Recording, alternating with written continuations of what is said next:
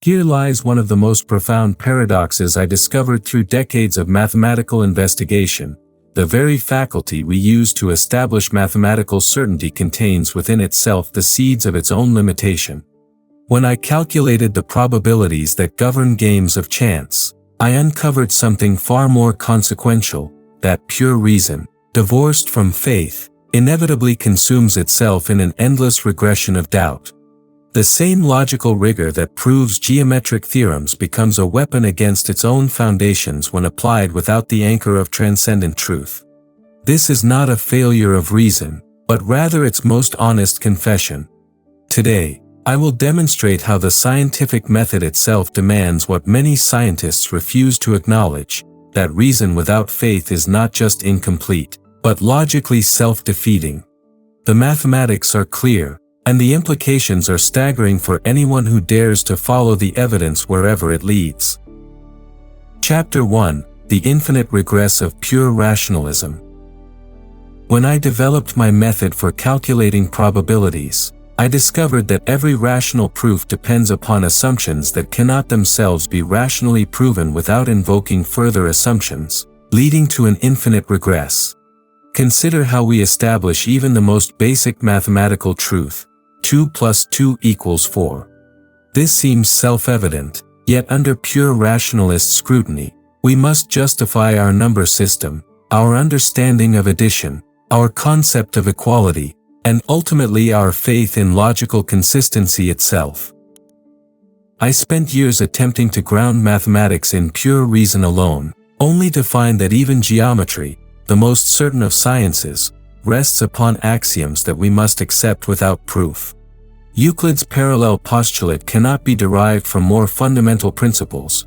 We simply choose to believe it because it produces a coherent system. The same pattern emerges in every field of human knowledge.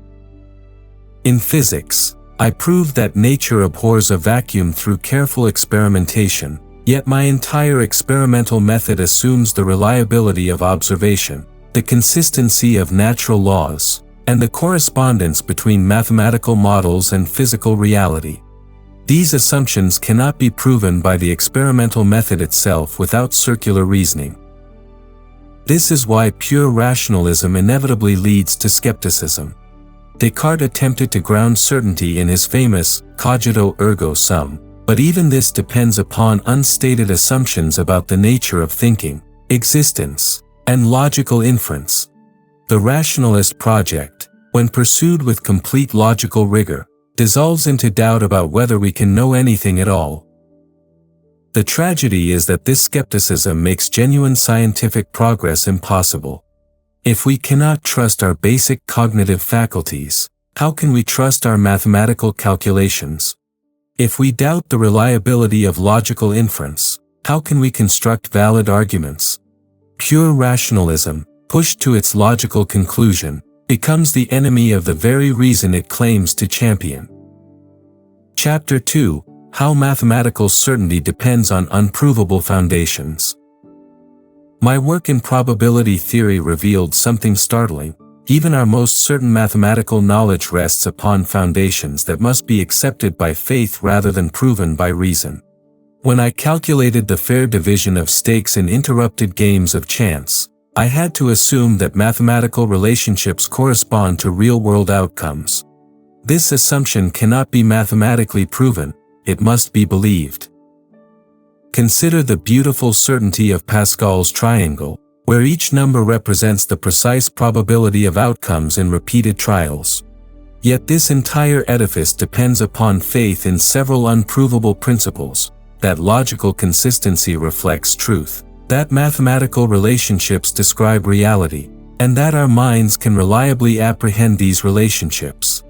Remove any of these faith commitments, and the whole structure collapses into meaningless symbol manipulation. Even more fundamentally, our confidence in mathematical proof itself requires faith. When I demonstrate that the sum of the first n natural numbers equals n plus 1/2, I'm trusting that logical rules like modus ponens reliably lead from true premises to true conclusions. But this trust cannot be justified by logic without circular reasoning, I would have to use logical rules to prove the validity of logical rules. The axioms of arithmetic, that addition is commutative, that multiplication distributes over addition, that 0 plus any number equals that number, these are not self-evident truths but articles of faith that we accept because they generate a coherent and useful system. We believe them not because we can prove them, but because believing them allows us to make progress in understanding. This pattern extends throughout mathematics. The continuity assumption in calculus, the axiom of choice in set theory, the parallel postulate in geometry, all represent faith commitments that enable mathematical reasoning rather than conclusions derived from mathematical reasoning. Mathematics is not the purely rational enterprise that many imagine, but a sophisticated form of disciplined faith. Chapter 3: The Experimental Method's Hidden Faith Assumptions. During my experiments with atmospheric pressure and the vacuum, I discovered that empirical science depends even more heavily on faith than pure mathematics. Every scientific observation requires belief in assumptions that cannot themselves be empirically verified without invoking further assumptions that must be taken on faith. When I measured the height of mercury columns at different altitudes to prove atmospheric pressure, I was trusting that my measuring instruments reliably corresponded to reality, that the same physical laws operated consistently across time and space, and that my sensory observations accurately represented external phenomena. None of these assumptions can be empirically verified without circular reasoning. The reproducibility that makes science possible depends on faith that nature operates according to consistent principles. When another investigator repeats my vacuum experiments and obtains similar results, we interpret this as confirmation of our theories. But this interpretation requires faith that similar causes produce similar effects, that natural laws don't arbitrarily change, and that other minds can reliably observe the same phenomena we observe. Even more fundamentally, the entire scientific method assumes that truth is discoverable through investigation, that reality has an intelligible structure, and that human reason can apprehend this structure. These are profound faith commitments that cannot be scientifically proven without presupposing what we're trying to prove. Consider how we justify our confidence in scientific instruments.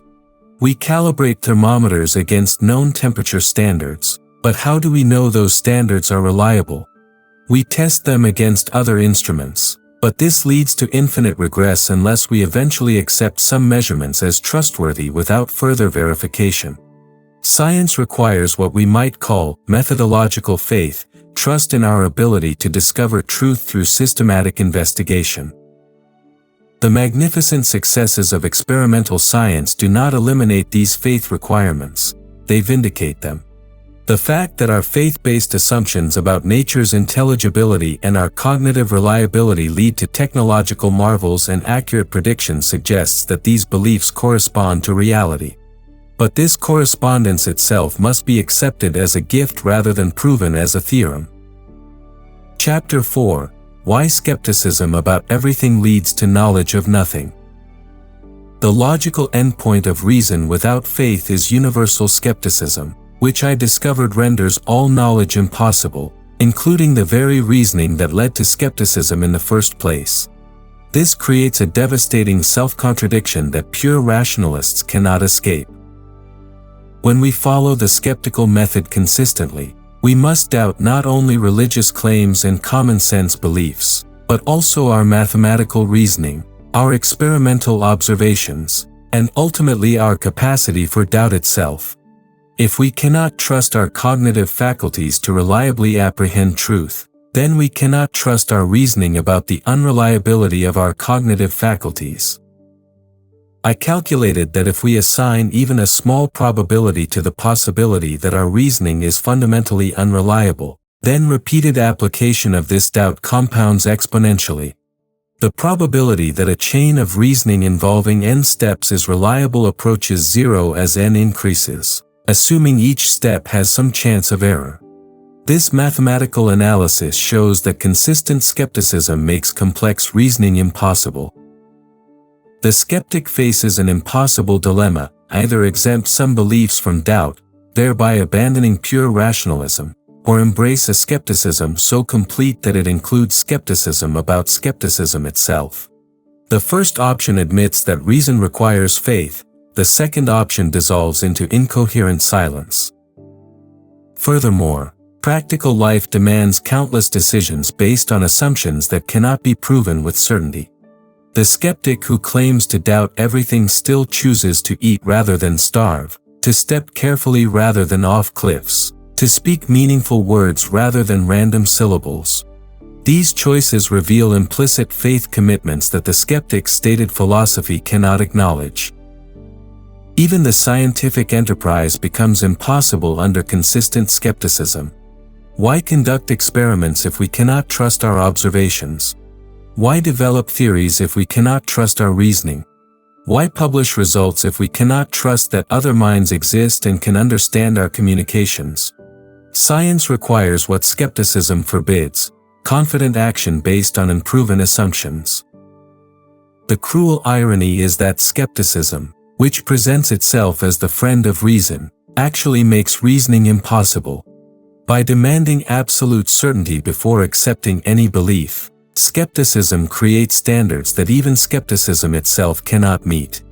This logical self-destruction demonstrates that reason cannot stand alone. It requires the support of basic faith commitments to function at all.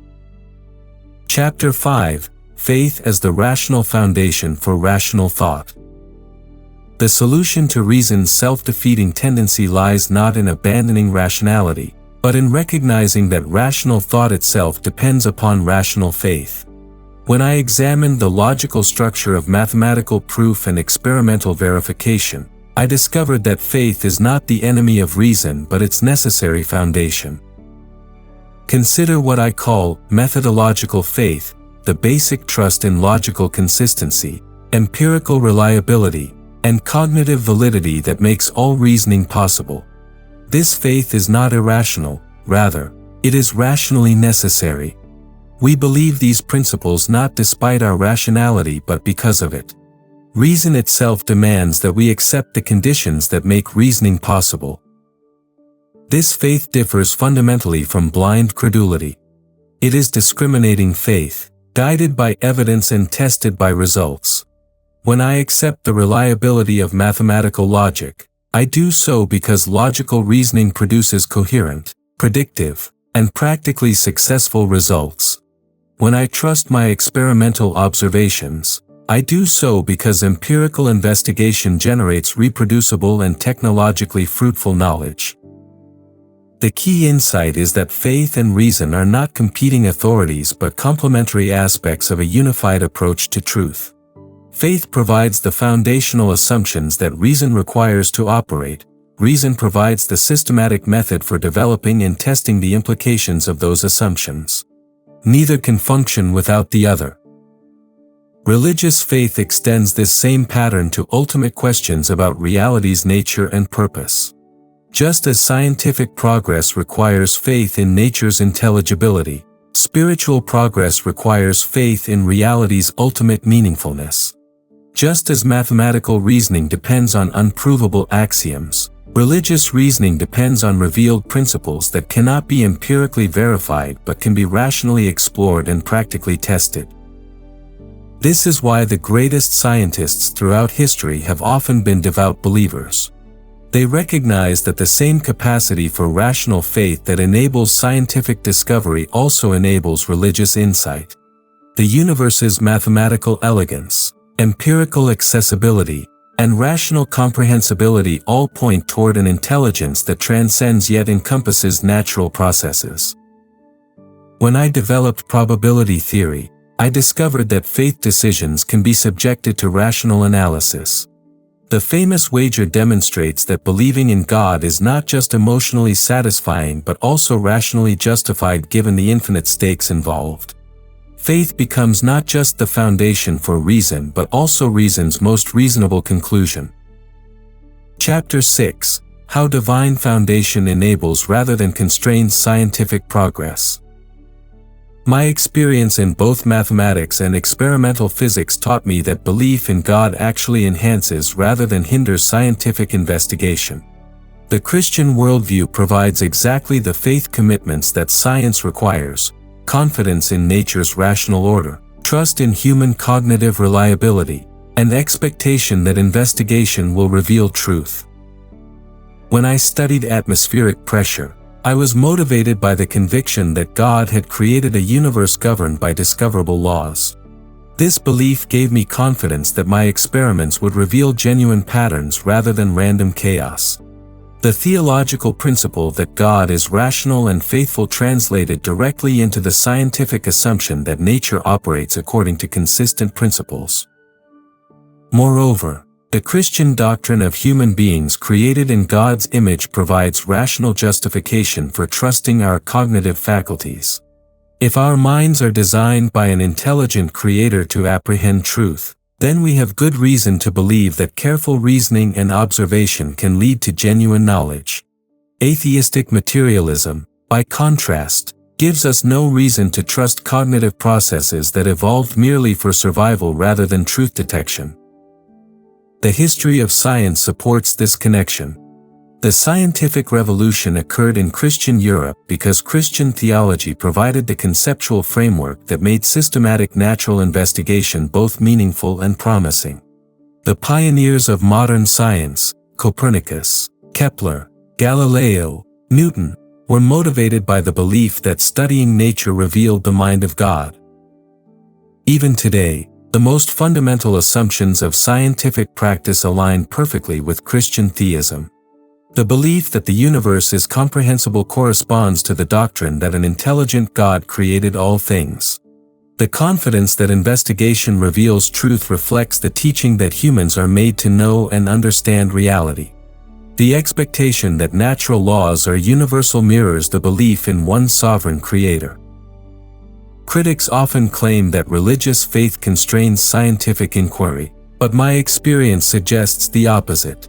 Faith in God's existence and character liberates scientists from the skeptical paralysis that would otherwise make investigation pointless. Why search for truth if ultimate reality is chaotic? Why trust reason if minds are merely accidents? Why expect discoveries if nature is fundamentally irrational? The atheistic scientist must borrow faith commitments from the Christian worldview while denying their source. This creates an unstable intellectual position that cannot be maintained indefinitely. Eventually, the tension between materialistic assumptions and scientific practice will force a choice between honest atheism, which leads to skepticism, and honest faith, which enables confidence in reason and investigation. Chapter 7. The Mathematical Elegance of Faith-Guided Reason. The beautiful synthesis I discovered in my mathematical work reveals how faith and reason, properly understood, create a harmonious system more elegant and powerful than either alone. When I developed the arithmetic triangle and calculated probabilities, I experienced firsthand how faith-guided reason produces both intellectual satisfaction and practical success. Mathematical beauty itself points toward this synthesis. The unreasonable effectiveness of mathematics in describing natural phenomena suggests that both our minds and the universe reflect a common rational source. Why should abstract mathematical relationships correspond so precisely to physical processes unless both emerge from the same intelligent design? Consider the probability calculations that established the foundations of decision theory. These mathematical tools work because they reflect genuine features of reality. Uncertainty exists, choices have consequences, and rational agents can evaluate options systematically. But why should reality be structured this way unless an intelligent creator designed it for rational creatures to understand and navigate? The same pattern appears throughout mathematical physics. Why do the equations describing electromagnetic fields have such elegant symmetry? Why do the laws governing planetary motion follow such simple mathematical relationships? Why does quantum mechanics, despite its counterintuitive features, conform to precise mathematical structures? The most natural explanation is that a mathematical mind undergirds natural phenomena. This mathematical elegance extends to the relationship between faith and reason themselves. Just as mathematical systems require axioms that cannot be proven within the system, rational investigation requires faith commitments that cannot be rationally justified without circularity. Yet these faith foundations enable rather than constrain mathematical progress, just as religious faith enables rather than constrains rational inquiry. The probability analysis I developed can even be applied to faith decisions themselves. When we calculate the expected value of believing in God versus rejecting God, considering both the probabilities of God's existence and the infinite stakes involved, rational analysis supports the choice of faith. This demonstrates that reason, properly employed, leads toward rather than away from religious commitment. Furthermore, the faith-reason synthesis resolves apparent conflicts between scientific and religious truth. When both empirical investigation and theological reflection are grounded in confidence that reality is rationally ordered and humanly comprehensible, they become complementary methods for exploring different aspects of the same created order. Conflicts arise only when one domain oversteps its proper boundaries or when faith commitments are inconsistently applied. The resulting worldview possesses both intellectual rigor and existential depth. It satisfies reason's demand for coherent explanation while addressing the heart's need for ultimate meaning. It enables confident scientific investigation while maintaining appropriate humility before transcendent mystery. It represents not a compromise between competing authorities but a recognition that truth is unified and accessible through multiple complementary approaches. Conclusion. The mathematical precision with which I analyzed probability and uncertainty led me to this inescapable conclusion: reason divorced from faith is not just incomplete but logically self-defeating, while faith guided by reason opens the path to both scientific progress and spiritual truth. Every rational argument depends upon assumptions that must be accepted by faith. Every empirical observation requires trust in cognitive reliability, and every scientific theory presupposes that reality is intelligible to rational investigation. The choice is not between faith and reason, but between faith that enables reason and skepticism that destroys it. When we ground our rational faculties in confidence that reality is created by intelligence for intelligence to comprehend, we discover that the same mathematical elegance governing natural phenomena also governs the relationship between human minds and divine truth. This is not wishful thinking but the most reasonable conclusion available to anyone willing to follow the logical evidence wherever it leads.